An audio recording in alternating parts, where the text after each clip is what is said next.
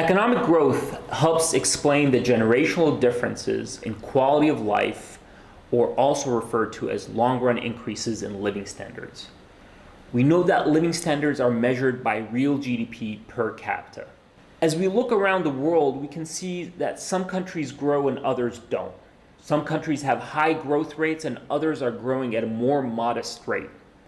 Economists have been puzzled by this, and a whole research field has evolved called development economics. And it looks at policies that impact growth in real GDP per capita and living standards.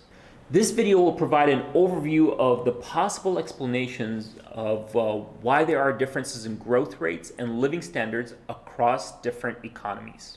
The cause of economic growth can be summarized in three broad categories: resources, technology, and institutions. Resources are inputs that are used in the production of goods and services. They're also referred to as factors of production. Resources can be in the form of natural resources, human capital, and physical capital. Natural resources are natural endowments on the physical land. Historically, the US benefited from coal. Saudi Arabia and the Gulf countries have oil resources. Canada has lumber. In natural resources, we're also including weather and geographical attributes that impact economic development. Human capital, on the other hand, represents quantity, knowledge, and skills of workers in the economy. Human capital can be increased in two ways: increase the number of workers or increase the knowledge and skill of workers. This is why education, trade schools, and immigration policies are important for economic growth. Physical capital are the tools and equipment used in the production of goods and services. Investment in physical capital can increase worker productivity and therefore increase living standards. Technology is the knowledge available for the use of production. New technology allows the production of more goods and services while using less resources. New techniques, new management methods, or the innovation of new technology fall under this category. The move from typewriter to personal computer is an example of technological improvements. Finally, institutions matter most for economic growth. The term institutions describe the environment in which decisions are being made. This is influenced by social, cultural, economic, and government policies that impact the way we navigate decision-making and investment. Institutions include private property rights, which is the right of individuals to own property, to use it as they wish, to use it in production and own the resulting output. Private property rights create an incentive to maintain property and increase its value. Economies across the world vary in how much of private property rights to allocate to individuals. Political stability and rule of law is the consistent and trustworthy enforcement of a nation's laws. Laws are defined. We must communicate those laws so that everyone knows the laws.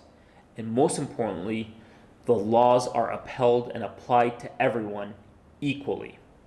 When the rule of law is violated, it becomes difficult for individuals to invest in themselves or in developing long-term plans because the future payoff is unpredictable. Stable money and prices is something we have discussed in the video series on inflation. When prices are uncertain, people are reluctant to invest and make long-term decisions. The role of government here is to make sure inflation is stable and predictable. Competitive and open markets is another important factor in economic growth and institutions. Competitive markets allow for fair competition by firms and increases innovation by rewarding investment in innovation development. Open markets means that international trade is welcomed. Trade includes both physical and human capital. This means immigration systems are important. Open markets also means that funds can flow in and out of a country to allow for individuals to own their property. Finally, efficient taxes are important for economic growth. Designing a tax system that generates income to fund government operations but does not impede production and consumption decisions. Taxes have to be high enough to support an effective government, but low enough not to reduce incentives for production. So in summary, differences in economic growth and development can be summarized as differences in resources, technology, institutions. As I travel the world, I'm always interested in seeing how institutions impact decision making. The social, cultural, and legal framework that influences decision making can have impact in how citizens invest in themselves, and that impacts long run economic growth.